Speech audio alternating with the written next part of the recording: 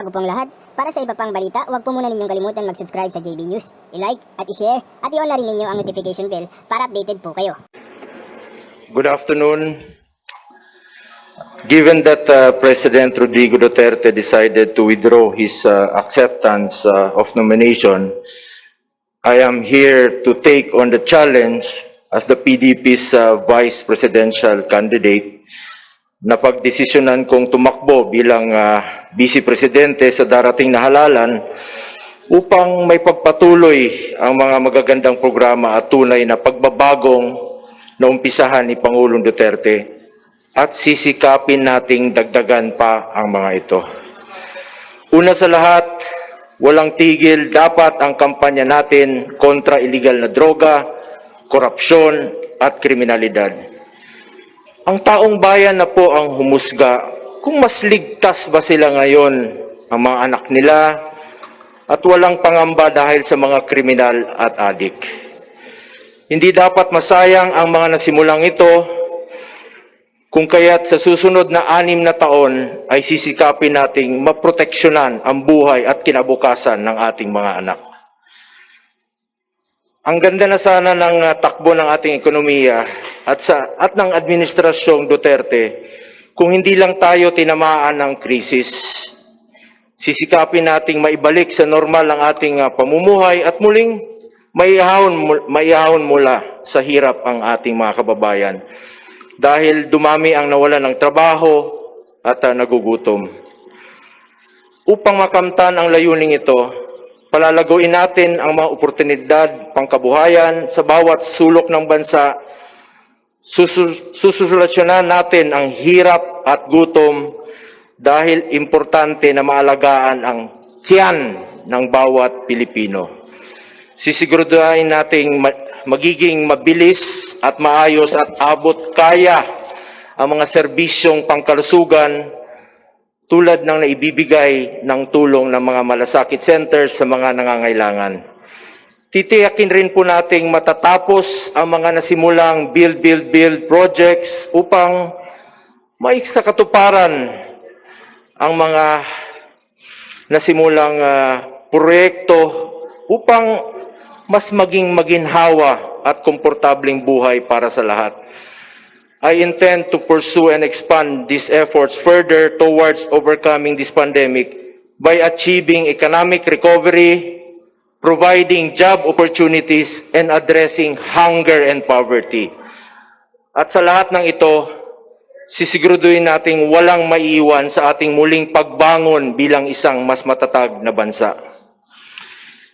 Hindi ko po sasayangin ang bawat oras, minuto at pagkakataon na binigay sa akin ng taong bayan na magserbisyo sa aking kapwa. Kapalit ng inyong tiwala at suporta, ibabalik ko po sa inyo ang serbisyong may malasakit, tunay at nararapat. I will continue to serve especially those who need government attention the most, yung mga mahihirap po. I am determined to fulfill my role as a bridge for the poor, the needy, the hopeless, and the helpless, connecting them to their government so that their voices are heard and their concerns are addressed during these trying times.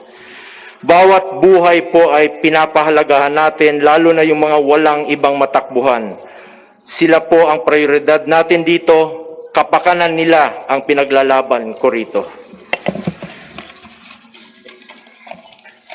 Kung ako po'y papalarin at bibigyan po ng pagkakataon ng mga kapwa ko Pilipino at sa patnubay po ng ating Panginoon, I will be a working Vice President na gagawin ang lahat ng aking makakaya para makapagsilbi po sa inyong lahat.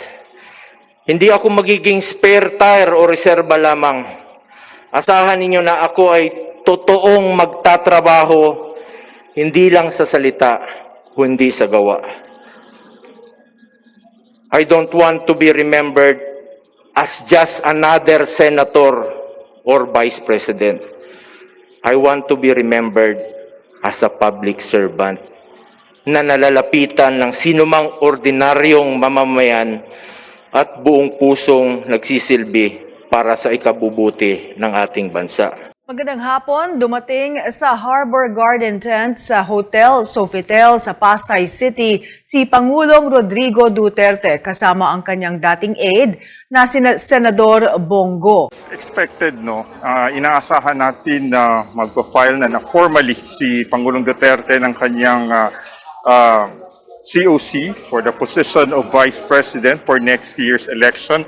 A few moments ago, dumaan siya sa ating likuran at dumiretso doon mismo sa aisle, no? Yung sector nitong filing center kung saan nagpa-file yung mga kakandidato para sa presidente at vice-presidente.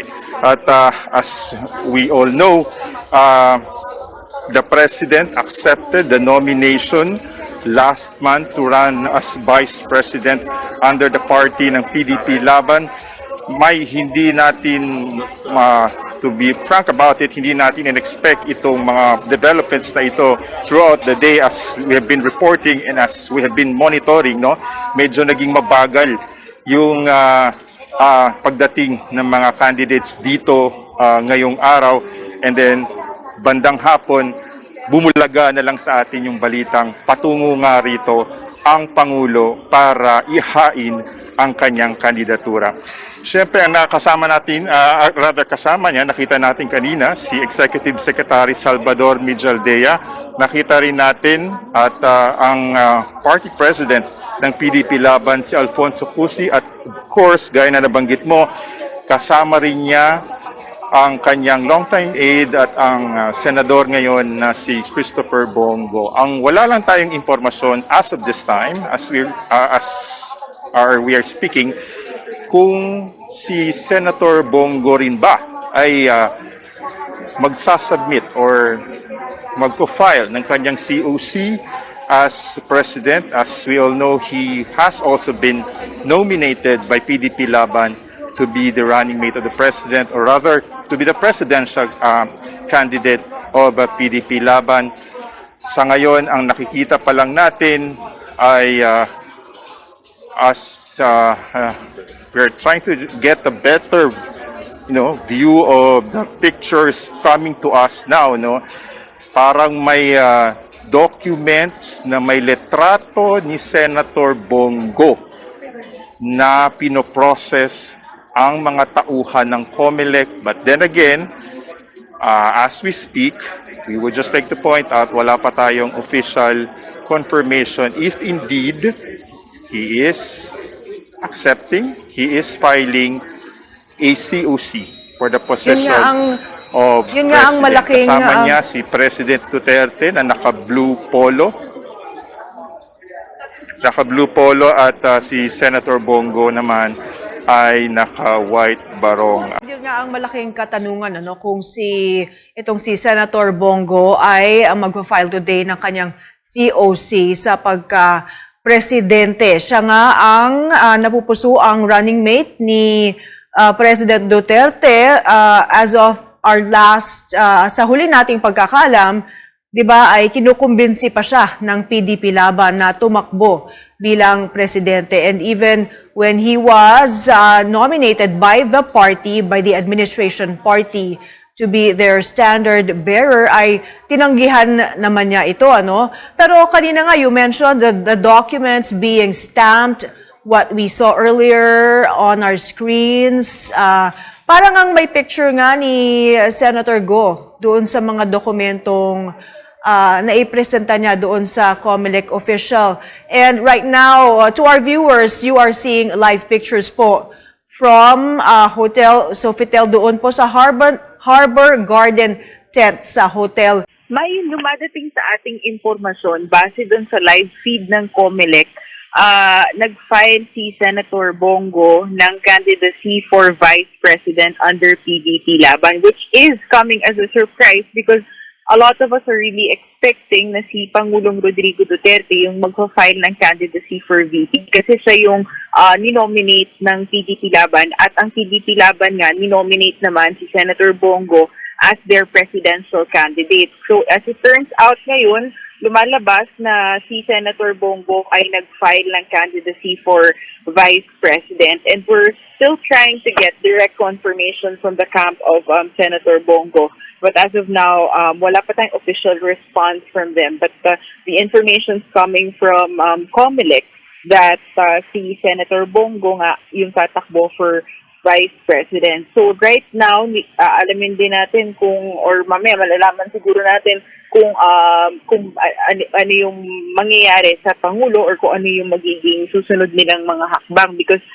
from what we're seeing also from COMELEC feed, nandun si Pangulong Duterte. And you know, itong scenario na to is very reminiscent or parang katulad nung nangyari sometime in nung senatorial elections kung saan nung nag-decide din si Senator Bongo, sinamahan siya ng mga miyembro ng gabinete. At ngayon nga nakita natin doon na doon si Executive Secretary Salvador Medialdea at si Secretary Alfonso Pusi, who is also chairing PDP Laban. Well, at least doon sa kanilang faction din na tinatawag na fifth faction ng PDP Laban. So, yun na nga, nakikita natin ngayon, it's quite unexpected. Yun, inaasahan natin sana na si Pangulong Rodrigo Duterte, akala natin siya yung mag-file for Vice Presidency. Mamaya hihinga natin ng linaw yan. At kung maaalala kasi natin, medyo urong-sulong yung nangyari. There was a period when it was very unclear kung tatakbo talaga si Pangulo until he personally and he publicly admitted that he's running for publicly confirmed that he's running for Vice President. At nitong mga nakaraang araw, nakita natin yung mga pictures na pumirma sa ng Certificate of Candidacy, yung mga nirelease na photos ng PDP Laban. So kanina bago nag-submit ng COC si Senator Bongo, dumaan muna sila sa simbahan malapit yan sa COMELEC ayon sa kanyang team, no? At past 1 p.m. dumaan sila sa simbahan ng San Miguel at mga Arcangel. Huwag kalimutang i-like, i-share at mag-subscribe sa aming Liana Vlogs News YouTube channel. Muli, ako si Angelica de los Santos. Magandang araw.